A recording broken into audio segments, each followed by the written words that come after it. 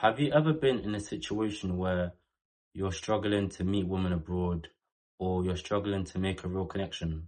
I see myself and other guys out there who are not doing the right things to meet women and to actually make a real connection with them. So today we're gonna go over the key points to help you actually socialize and be successful with actually talking to women abroad. Like before you interact with women abroad, you need to be able to know how to speak their language. There's so many guys out there that I know that they want to go to South America, they want to go to Colombia, they want to go to Brazil, but they don't know how to speak Portuguese or Spanish. They're basically going there like a fool thinking that, oh yeah, if I go there, they're going to understand English. But that's not how the way things work. Of course, there's going to be some countries out there that, speak English and you can get by with English. The whole point of actually traveling to a new place, that's the whole point of moving abroad, is to be a part of their culture, to integrate yourself into the culture, get to know the locals, how they live.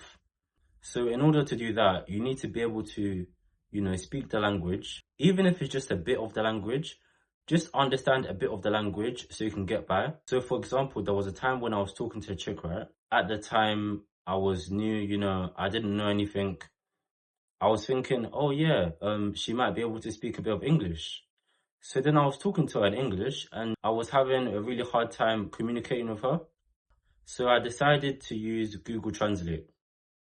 So unfortunately, there was no data and I couldn't really use my phone. So I was having to, give her signals like, hello, hello, can you understand what I'm saying? Hello, hello, to get her to kind of understand me. But, at that point, I just gave up. I was like, you know what, yeah, this chick can't speak English. Let me just leave it alone. By me not speaking the language, it affected my ability to communicate with her. When I came back to the UK, I was like, okay, cool. I need to actually learn a new language. So I decided to use, different apps. I tried to use Duolingo, but that didn't really help me. Because I'm more of a visual learner, I like to watch movies and different kind of TV shows. So I decided to go with an app called Lingopie. If I was to watch a movie, for example, it will have the language in subtitles and it would have my native language in English. So I can kind of understand what the vocab was. So I was learning that way. I was able to, make new friends through, social media, which is what we're going to talk about in our second point. So the second point is, before you actually interact with women in a different country, you need to be able to have a social circle. What do I mean by this? So it's having a group of friends that you know in a particular country. So for example, when I went to Montenegro, I did not have any friends there. I didn't know anybody. It was my first time going there. So obviously the first time I went there, I didn't know what to do. I was going to restaurants. The restaurant was empty. I couldn't find any girls there. I couldn't interact with any woman because I didn't know where all the women was. I didn't know where they were at. So obviously as the days went by, I made new friends. I met new people. Then they were telling me, okay, cool. If you want to meet women, go to this place. If you want to meet good looking women, you go to that place.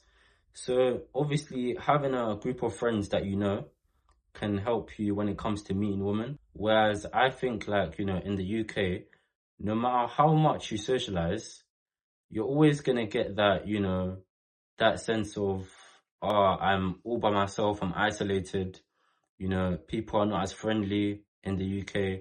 So it's gonna be really difficult to also meet women as well. So this takes us to our third point. When you go abroad, you need to be able to have, some sort of funds, whether you saved up a bit of money or you have a bit of income coming in, because when you meet women, it's not cheap. You're still gonna have to pay for dates. You're still gonna have to pay for Uber. You can't expect to meet women, take her out on a date to a restaurant and not pay for her Uber. You still have to pay for an Uber. You still have to pay for her meal. You still have to do these things, especially in these non-Western countries. I feel like men are being looked up to actually provide, to, pay for the dates, pay for the Uber ride. Whereas in the UK, let's say if you go on a date, yeah, it's going to be quite expensive to pay for a date, because let's say, for example, you go to somewhere like an average restaurant, maybe in London, you're looking at about anywhere from like £12 to £30. I mean, correct me if I'm wrong, but you're looking at around that kind of price range. So if you're looking to go out to a date, so imagine if you're going on 2 dates a week or 3 dates a week. If you're someone that, you know, doesn't have your finances together, it's going to be really hard for you to date in the UK. I mean, I'm not saying that no one can afford to go on dates. Yeah, there's people out there that can actually afford to go on dates, but for people that don't really have their finances together, you know, they're going to find it really hard to date in the UK. If you like this video and you have anything to say about the video, make sure to comment down below.